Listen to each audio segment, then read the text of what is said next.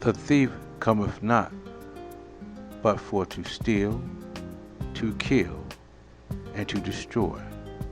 I come, that thou may have life, and that thou may have it more abundantly. You can't steal it. This passage of scripture is talking about, Jesus said, I came that you might have abundant life. And people don't understand what abundant life means. That means the word abundant, more than enough. That, first of all, that you might have life. Some of us are living, but we don't have life. Some of us are walking around on earth, but we're not living. Some people are dealing with addictions and dealing with heartbreak and stress and trauma and drama, and they're not living. First of all, you're going to live. Living means you're growing, means you're evolving. If you ain't growing and evolving and changing, you're not living. I know some people been in the same spot for the last 20 years, living in the same house, same posters on the wall. I know folk that doing the same thing when I was a child. Deacon would tell you, we got people who stand on the corner when we were teenagers. They still stand on the same corner talking the same mess. They living, they alive, but they're not living. They're not growing. And if you ain't growing, let me say this. Anybody can stay still. And just because you maintaining don't mean you're growing. Why are we in survival mode all the time? Why are we always just making it? Why we always just don't have nothing? The devil is a lie. Now the world say, oh, churches shouldn't be having money. Churches shouldn't do this. No, I don't believe in having filthy money, but the church should be wealthy enough to give out. God gives seed to the sower. How can I help you if I ain't got nothing? Oh, we don't complain about the billionaires who stole your money, who loan sharked you, the credit card interest rate. Everybody now is a creditor. You find every store got a credit line because that's where the money is. And they rob you, and it's okay when the world do it. But let somebody, a decent pastor, I ain't talking about these crooked ones, but somebody in God who got a huge church and he got a nice car. See what I'm saying? Look at them. Sit down and shut up. Why not? Bible says you sow by, you should get by. And I ain't saying the ones who are doing it for the money, but don't knock everybody. And you don't say nothing about those who steal money in the bank. What about these million of dollars of people who own banks and all? They making millions. But we don't say nothing because the devil think he owns all the currency in the world, but the devil is a lie. The earth is the Lord and the fullness thereof. See, people think that God so loved the world. The greatest gift of God is his son. So God loved the world. People always think God loved people. No, God loved the world. If you in the world, God loves you. Because everything in the world belongs to God. Amen.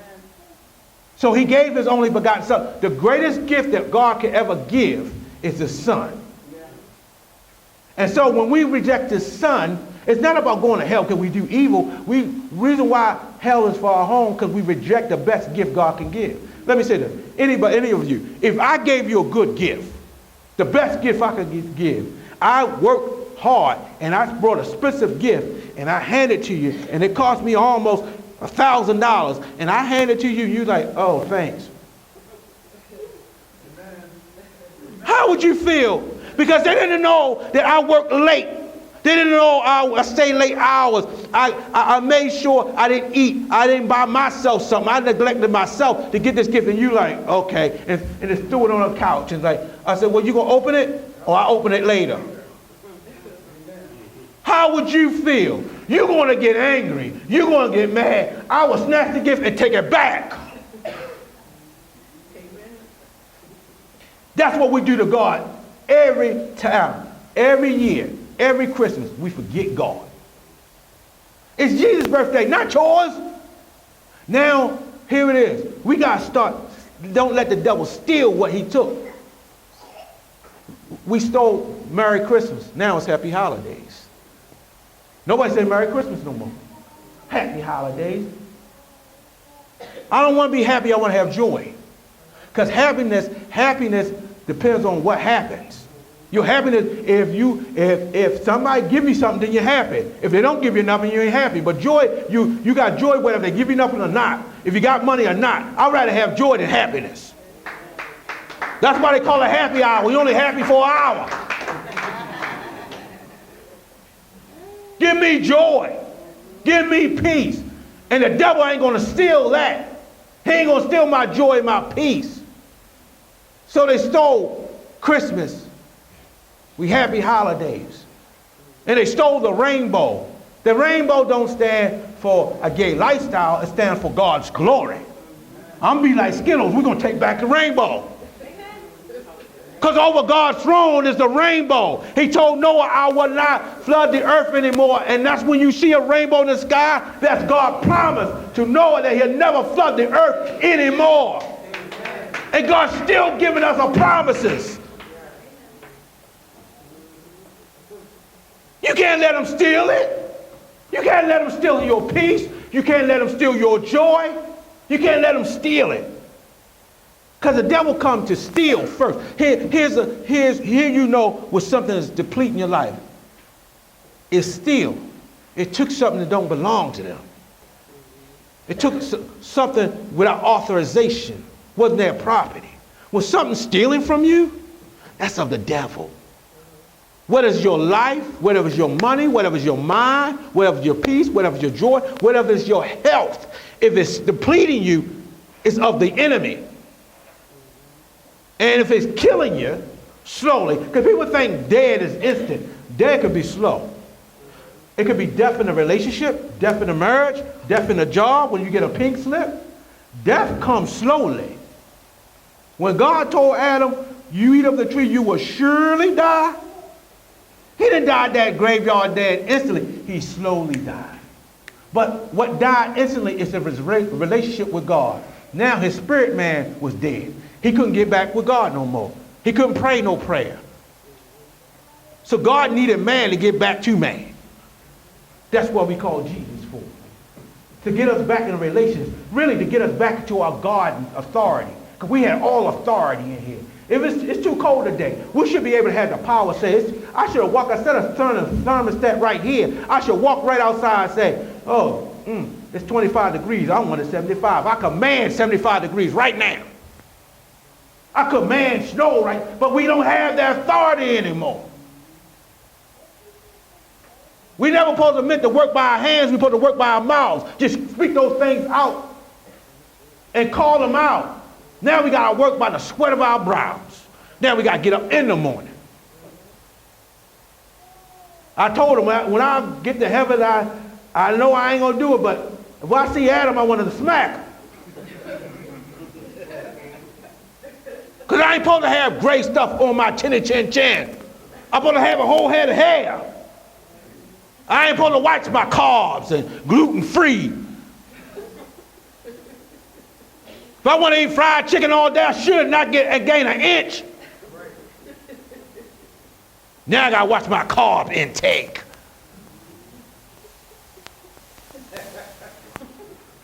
I'm moving on because I caught something that day. But what I'm saying, that's what happened because the devil stole our life and then it destroyed it and make sure you can't repair it.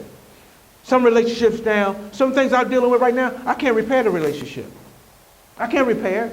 And when you do destruction, the devil will tear something down so bad that you, even though, you know how you and this person was good friends and then y'all fell out or they did something and then when y'all try to reconcile, it just ain't the same.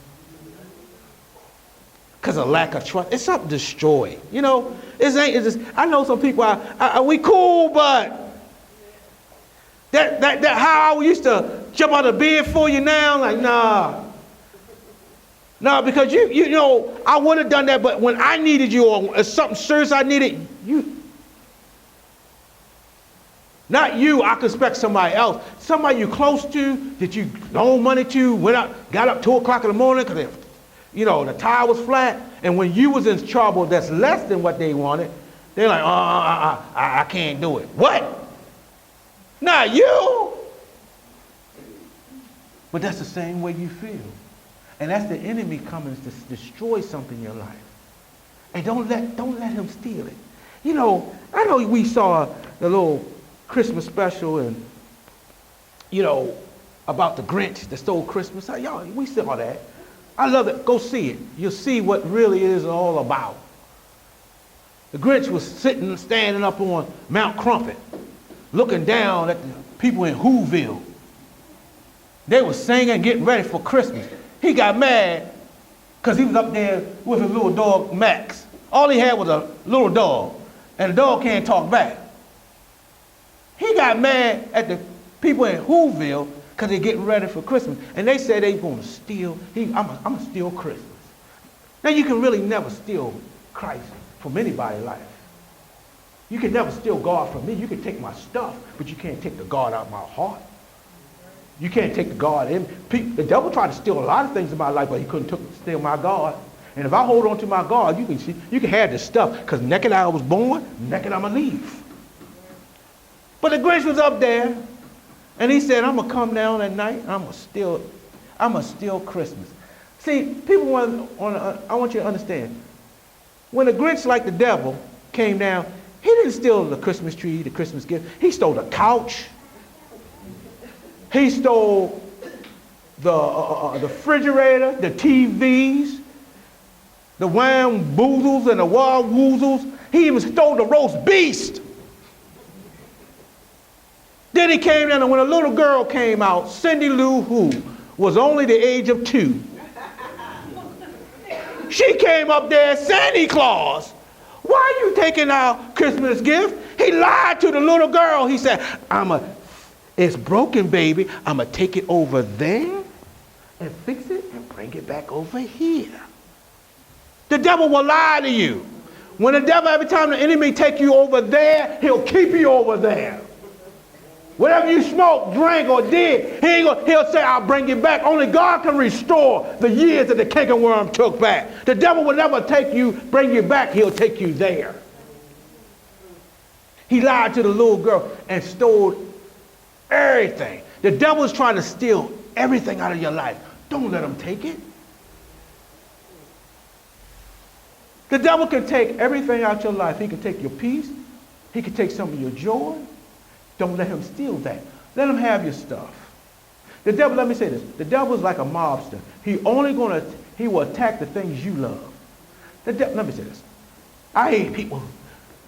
The devil's in my refrigerator. The devil's in my car. The devil's on my job. The devil ain't in your house. He don't have a house. He's the prince.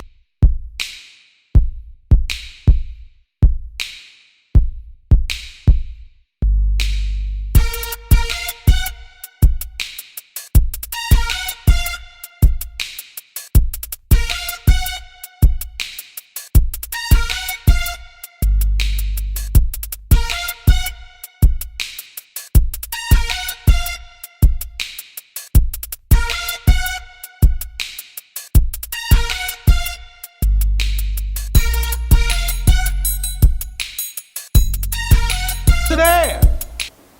The devil ain't in your job. He don't want your job. He don't work. The devil ain't in your car.